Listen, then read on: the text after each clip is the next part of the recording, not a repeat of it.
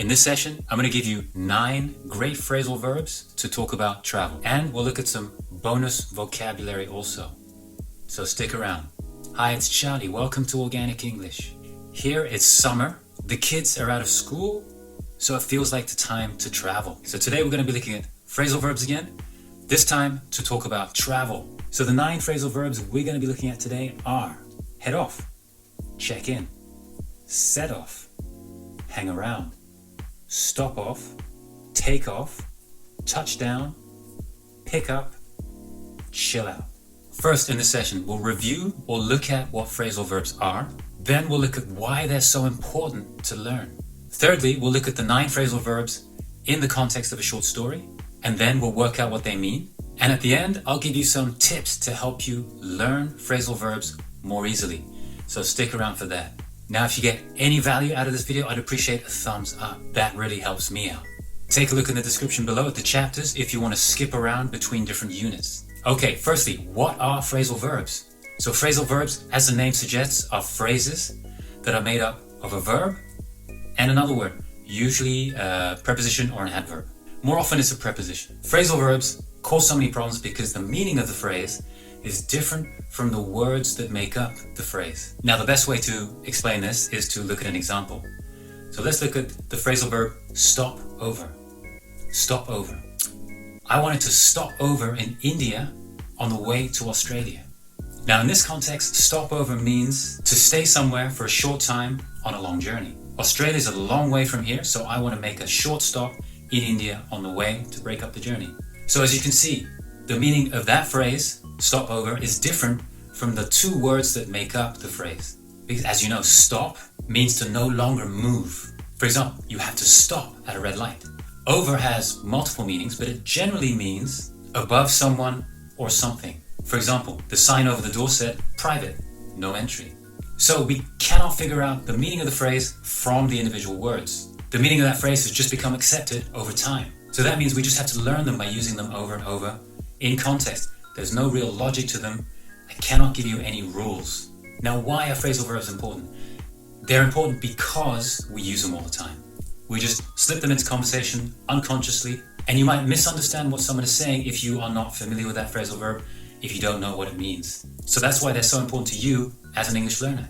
So how about in IELTS and TOEFL and other standardized exams? Learning phrases like this will only help you in exams such as the IELTS and the TOEFL because they actually reward the use of idiomatic language. So here's that short story I mentioned with the 9 phrasal verbs.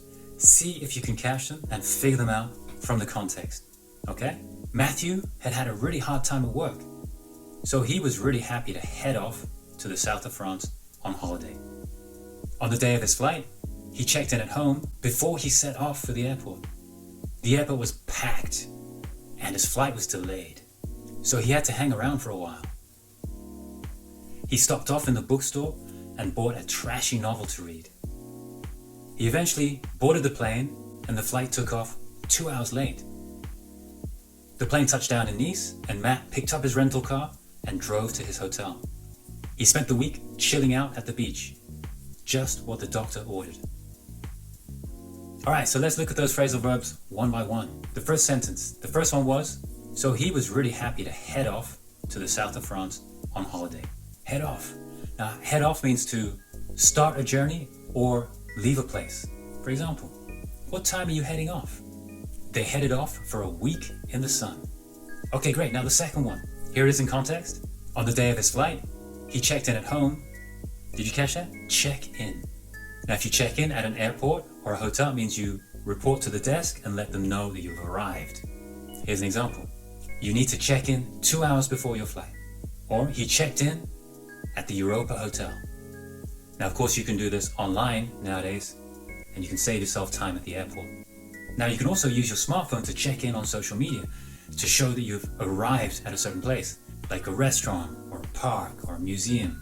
The third phrasal verb, here it is in context. Before he set off for the airport. Set off.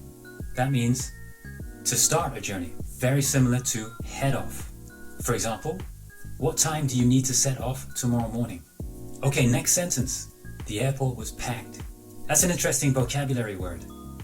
Packed. When something is packed, it means it's very, very crowded. For example, the movie theater was packed on Friday evening. Okay, next phrasal verb. In context, he had to hang around for a while. Did you catch that? Hang around. That means to spend time in a place waiting or doing nothing. For example, I hung around outside waiting for my friend. Okay, let's carry on. He stopped off at the bookstore. Stop off. It means to visit somewhere before continuing on to another place. For example, could you stop off at the supermarket and get some bread on your way home? Okay, here's another interesting vocabulary word. He bought a trashy novel. Trashy. Trashy means it's a very bad quality. For example, a trashy novel, trashy movie. It's fun, but it's not a good movie. It's not a good book.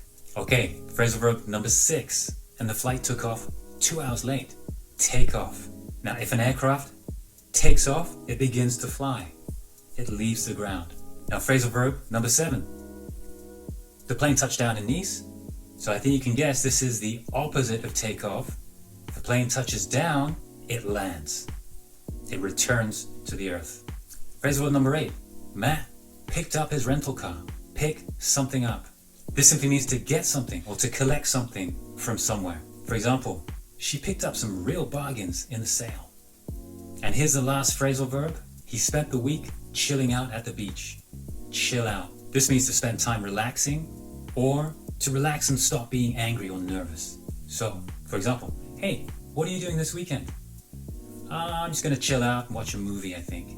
Or sometimes my kids tell me, hey Papa, chill out. Chill out. We can also just drop the out and use chill to mean the same thing. For example, I'm just gonna chill and watch a movie this weekend. And finally, a bonus idiom for you.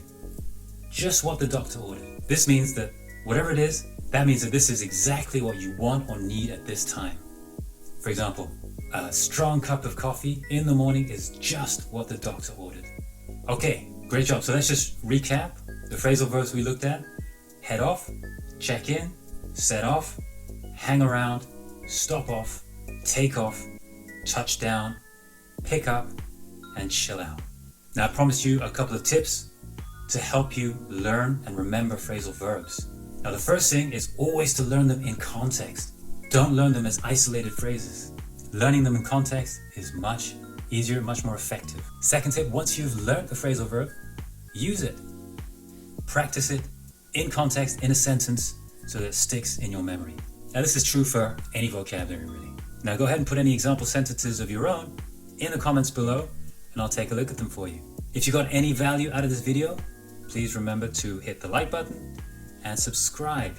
You can also go to www.organicenglish.club where you'll find plenty of other resources to help you become more fluent. While you're there, please subscribe to my newsletter. Subscribers will get cheat sheets, mini lessons, and video updates direct to their inbox. Thank you very much for watching. Now go out and practice some phrasal verbs.